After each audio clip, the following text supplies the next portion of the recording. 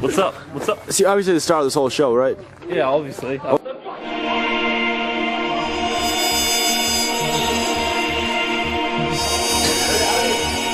He exists in a world beyond your world.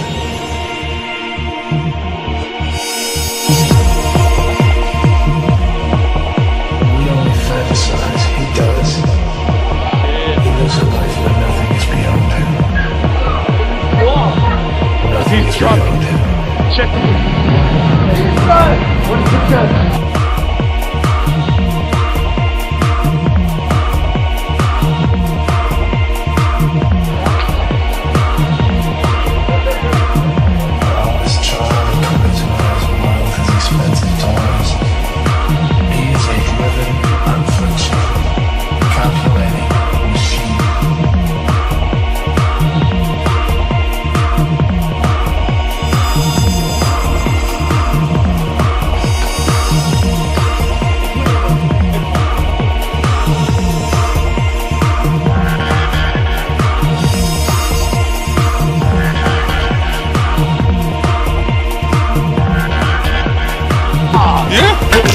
Who haven't seen my bicep in high condition? No.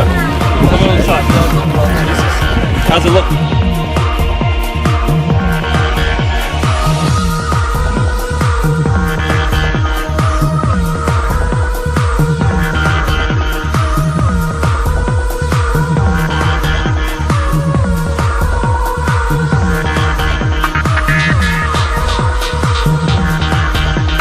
Sup, bro?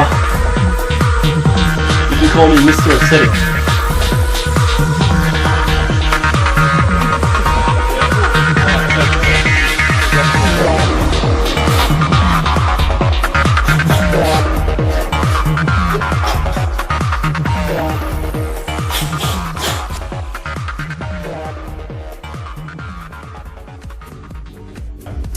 Here we go. Basically, how did I start with bodybuilding? Well, throughout high school I was always an extreme ectomorph.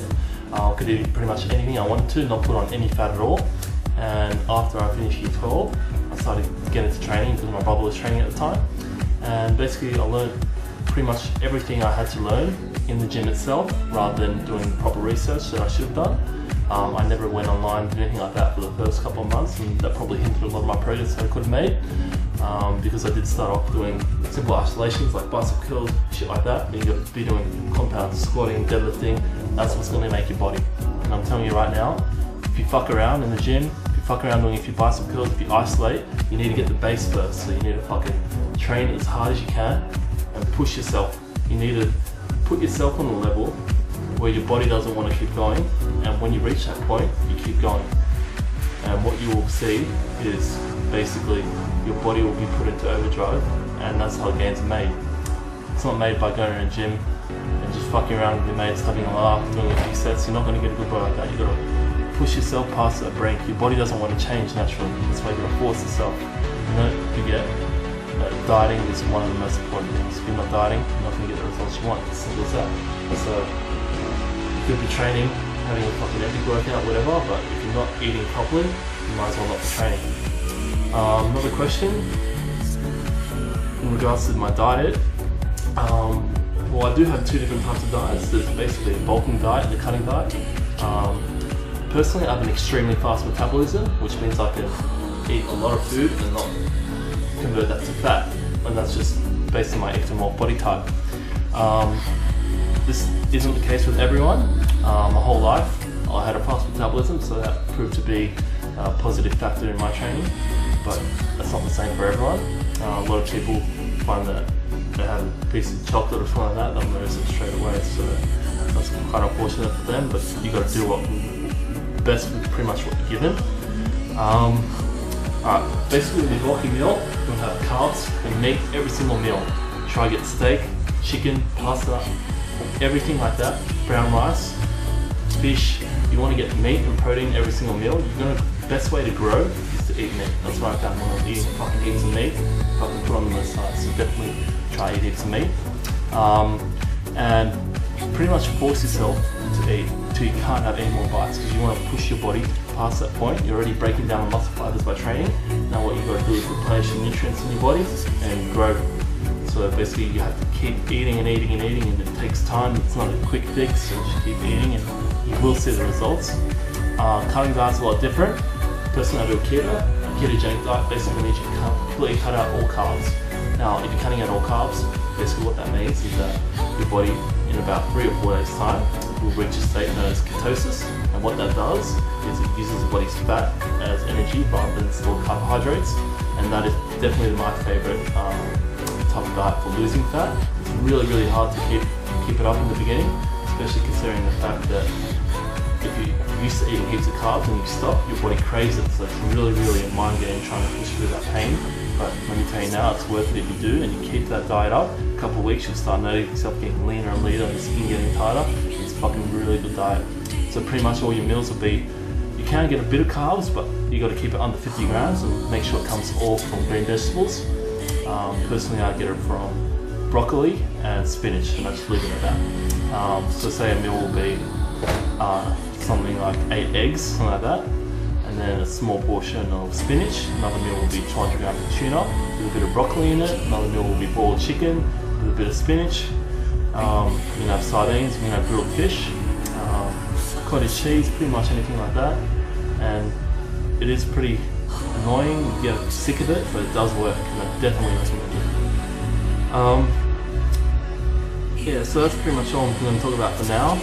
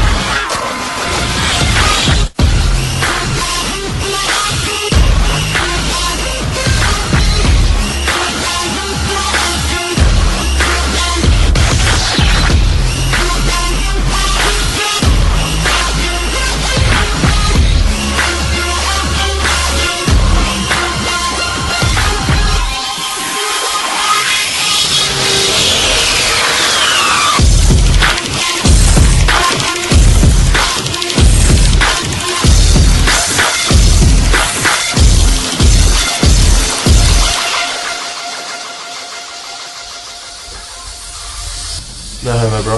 No homo. None of that homo shit, bro. Just Miami, bro. Are you mad? Come at me, bro. Come at me, bro. Hi guys, this is Mina and I'm here to complain once again like a woman should. You have a great body, I must admit. I'm a drop of that. Good body.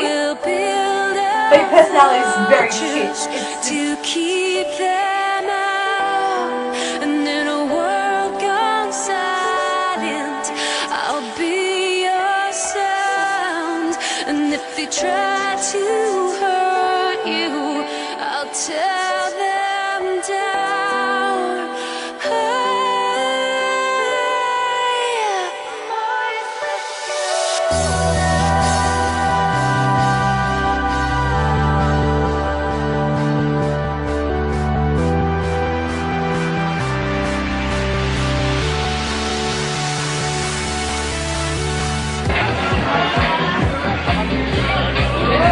You married?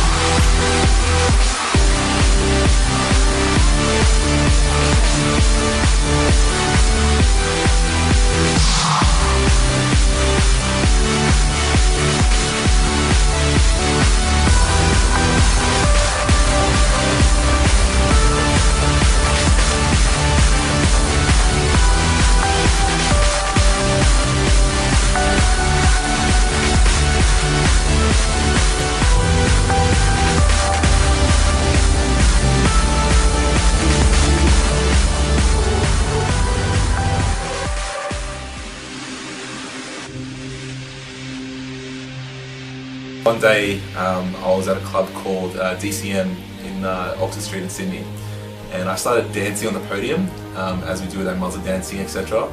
And he just stared at me for like 30 seconds, came up to me, and out of nowhere he just said, "Fuck," because that's crazy, I want to learn that. So then we actually connected on a really personal, different level, and very quickly we became very, very close. Not just like friends, but he actually felt like a long lost brother that I had.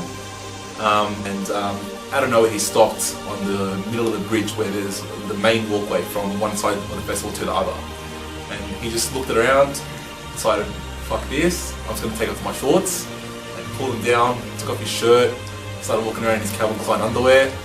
Everyone was just staring like, what the hell is this guy actually doing? Like, girls are staring and just gasping and tapping their friends' arms going, "Look at this guy, look at this guy," and guys were like, "What the fuck?" You had the people that were hating, obviously, just as they do. And I was walking for a few minutes and I'm like, "Don't you care what people are saying? People talking behind your back." He just looked at me, gave me a look and just said, "If you give a fuck what people think, you're not going to get anywhere." And he goes, "Fuck it, I'm shredded." Al wasn't just the best mate to me. I'd say he was like a brother to me. You know, he was my mentor. He was the person that taught me everything I know. If it wasn't for him, I wouldn't be who I am, and I wouldn't have any of the beliefs that I got right now. You know, if it wasn't for Az, I wouldn't have lived life the way I do now. The main thing that Az probably taught me is the fact that, you know, you're literally given a chance of life only once, and that one time you've got to make it count. If it wasn't for him, I wouldn't be doing anything I'm doing right now. You know, right now I'm not just letting life stray past me. I'm living it up. I'm making sure that every second counts, making sure that every second spent with my best mates, with my brothers, and with my family. I'm making everything count. And why do I make it count? Because Az put it in my head that, you know what, Aiden, you've got to make it count. You're given one chance, do it. He taught me to respect life. He taught me to respect the chance that I'm given and to make it count. You know, he was my mentor, my brother. That's all I can say. There's one time in the car where he asked me if I'd have sex with my own mother for $5 million. And it was one of those things where I was like, no, I don't do that for $5 million. And he asked me to do it for $10 million. And it was just one of those moments where it was so funny, and you have to stop the car because we were laughing so hard.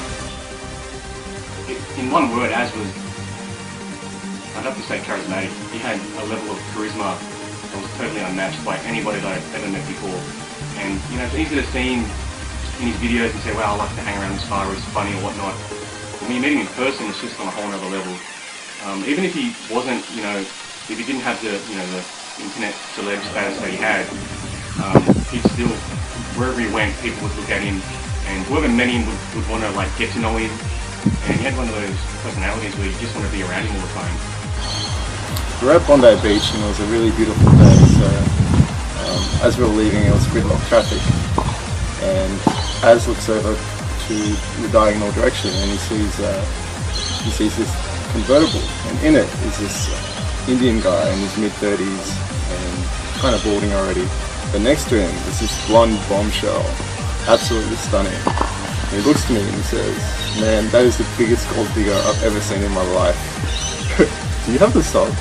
I'm like, I knew exactly what he was thinking, so I put the song on and he turns it up to max. We pulled up side by side with their car, and Az has got the remote in his hand and he keeps on rewinding it. He keeps going, "She take my money, she take my money, she take my money." And we were absolutely in tears at this point in time. We looked over at them and he was fuming at this point, and she was leaning on his shoulder trying to comfort him. Being siblings, and more so brothers, there's always some sort of a rivalry between the two, whatever it may be, you know, better grades, who's got the better body, or whatnot. One festival I do remember is Sensations 2008, where we actually had a competition to see who's going to come in more shredded. And what happened was, you know, I actually managed to come in a little bit leaner than he did. And Az was not one to always pay compliments or let people know that he was beaten. And you know, and he came up to me on the countdown and he just goes, "Bro, I just want to say, you look absolutely fucking amazing. I'm very proud of you. You've outdone me. Congratulations, well done." And that's going to be a memory that I'm going to hold on to for the rest of my life. And it was a very beautiful moment. We hugged each other, we kissed, and then the beat dropped and we started. Zyzz, bro. Zyzz is a fucking revolution, bro. We're taking over one at a time. With Mara, bro.